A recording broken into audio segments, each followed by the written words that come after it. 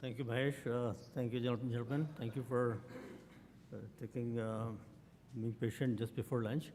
Um, I would like to go back a little bit into the previous panel, and probably during the discussion we'll invoke what we feel could be one of the things which is the missing link in our training programs.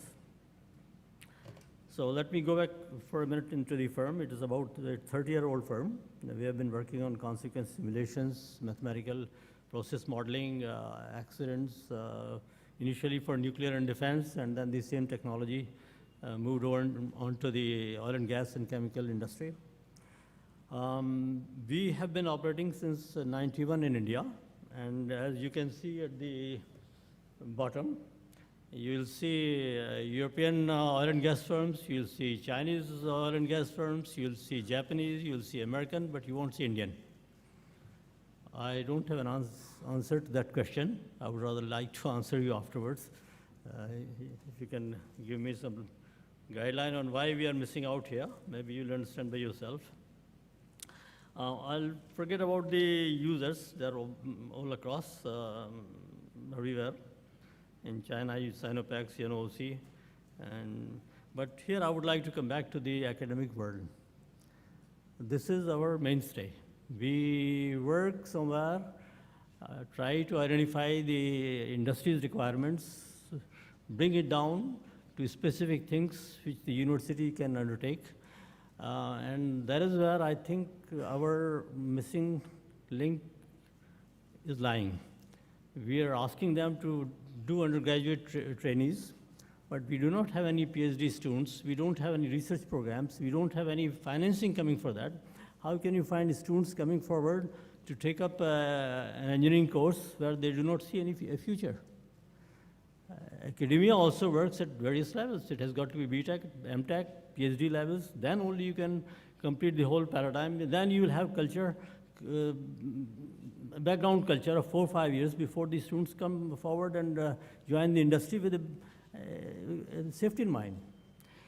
Now, we have been working in this way with various academic institutions, and fortunately my alma mater, IIT, we are still trying to work on some projects with IIT Delhi, Kanpur, etc., and Chennai, but it's not sufficient, I would say. I'll go back to I'll go back to the specific issue of the day, which is the 3D modeling of consequence analysis. We all have been using tools like FAST and similar tools for 2D analysis, integral models, etc., for a number of years. And then suddenly a requirement came, and the people started waking up that probably 3D could give better answers. In fact, Total, Air Liquide, and Ajinomoto threatened Ministry of Industry in France to take them to European court. And that is where the Ministry of Industry woke up and established a committee. That committee, as you can see in the industrial participants, had all kinds of industrial partners, as well as the ministries, consultants, etc., who sat down together how to define the norms and protocols for the 3D studies. Now, defining norms and protocol is a very important factor. It is not only the norms itself, but when you define norms, you are defining the problem areas. That is where you define the research areas. And that is where you tell everyone else in the world that we are ahead of you. When we use Norwegian tools here, American tools here, why we are using them? Because we feel that they're ahead. Unless we give the same kind of impetus as we have been doing in France, and then the same norms were later adopted in Belgium, in Holland, in UK, in other countries, and many of the organizations have taken up. I'll tell you how the working committee worked between 2009, sorry, I think I moved forward rather than, 2009 to 2015. It took almost 6 years' work. For a group of 15 persons working for 6 years, that really means something. And they came out with some ideas. They came out with some critical ideas, and you believe me that there's a huge amount of research going on now. It has given such a huge impetus to the educational institutions that Very significant amount of work is going on here now. Let me first remind you the existing models, which are essentially 2D models, so where they cannot work on complex situations. They cannot work when the leak is difficult to manage, when the wind velocity is low, and ultimately what we get is consequences same in all directions, what we call risk circles. No firefighter believes them. You cannot use them for risk management. They are there, it's a totally different scale. It has nothing to do with the emergency management. Safety distances they do not take into account the effect of the site itself, effect of the various parameters. What we are using is what is happening in Norway, UK, and US. Distances are vast. In Europe and France, we cannot have 1 kilometer around the site. In India, I don't think you can find 100 meters before you find some huggies.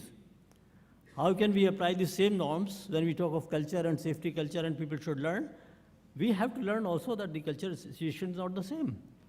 Unless we develop the tools where people have confidence in those tools, culture has no meaning.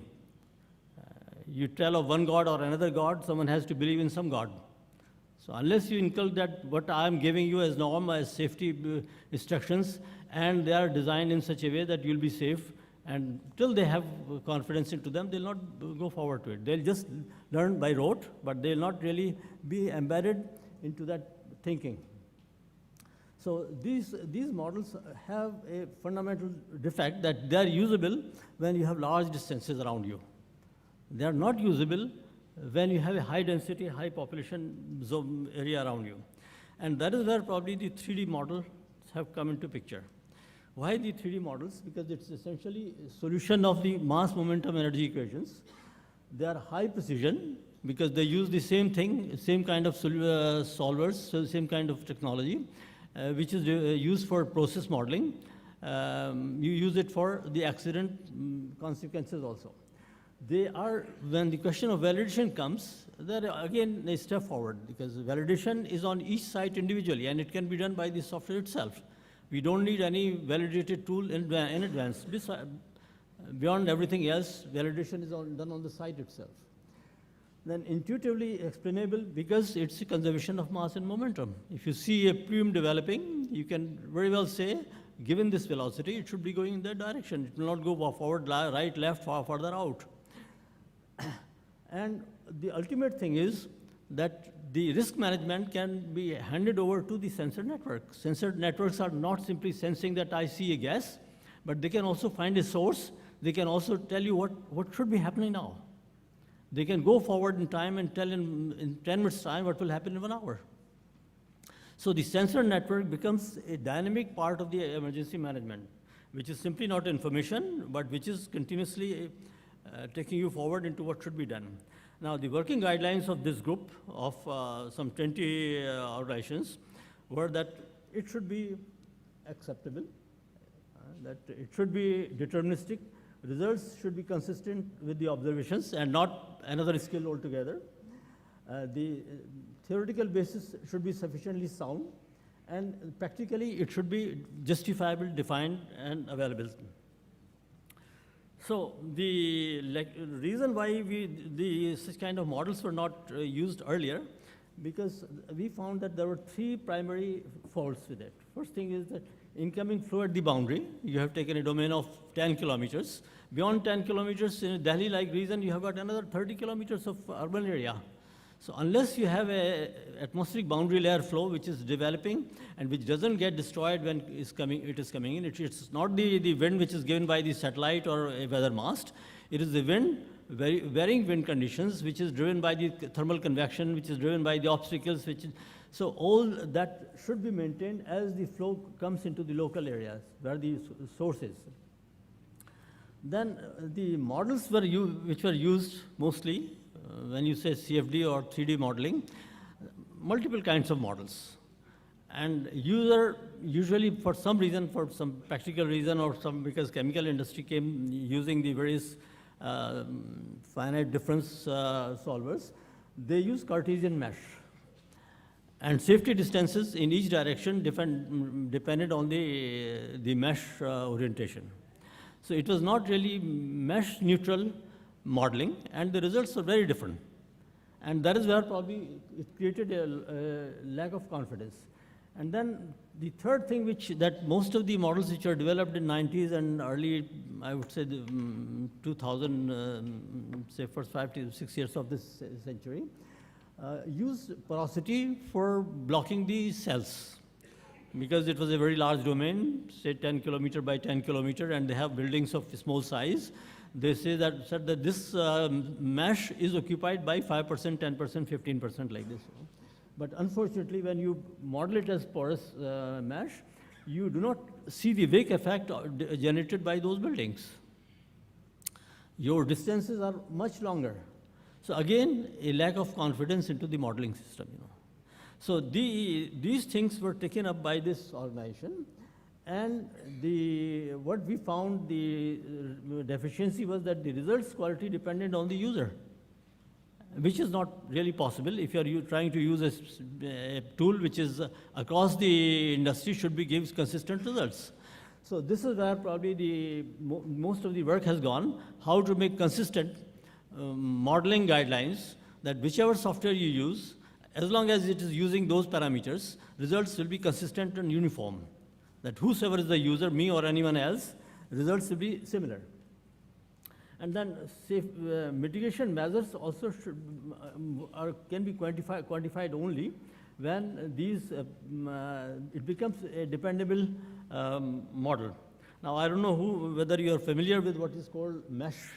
Mesh means essentially you break up the space in small quadrangles or small tetrahedras, and in each of those tetrahedras, you solve this system of equation and put it together that when one mesh is losing something, another mesh is gaining across, So you have, at the end, millions of meshes which are transferring information between them. Okay, I'll try to. So what happens really is that either you have Cartesian mesh like this, or you have unstructured mesh. Ultimately, it was found that when you are using Cartesian mesh, it favors the diffusion in the direction of the meshes, and the results are wrong. So ultimately, the best is probably to use unstructured mesh, but you cannot go very far always with these meshes.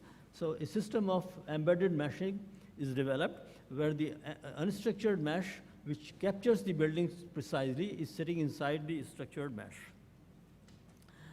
Now, Cartesian meshes have that defect that you see the numbers are usually much higher than you see when we say structured mesh, it means this, and unstructured mesh is this.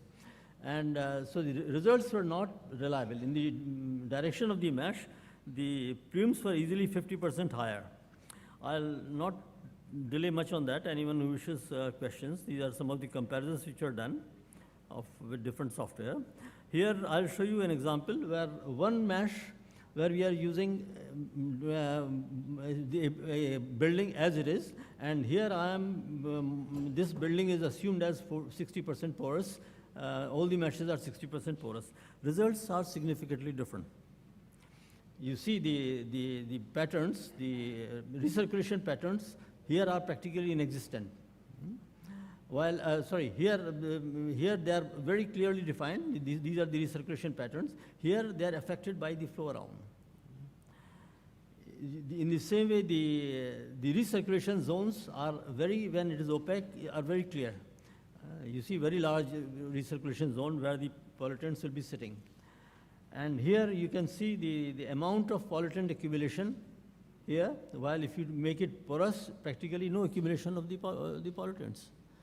So these factors are rather very significant in decision making. Any modeling system which has to be developed in the universities and educational institutions, which we can use, which you can drive, which industry needs to finance all that kind of work, should make such kind of standards for India, where we can identify the effect of the vegetation, what people neem tree will absorb, what educational institutions in Southampton, Avery, etc. are doing should be done here in our IITs and NITs.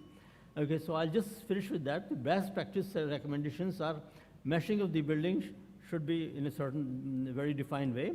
Emission sources, the jet velocity, etc., should be considered along taking into account the dispersion directions, and the wind profile should be maintained as the flow comes into the picture. So I'll leave that aside. Please, any further questions, I'll be happy to answer you later. Thank you.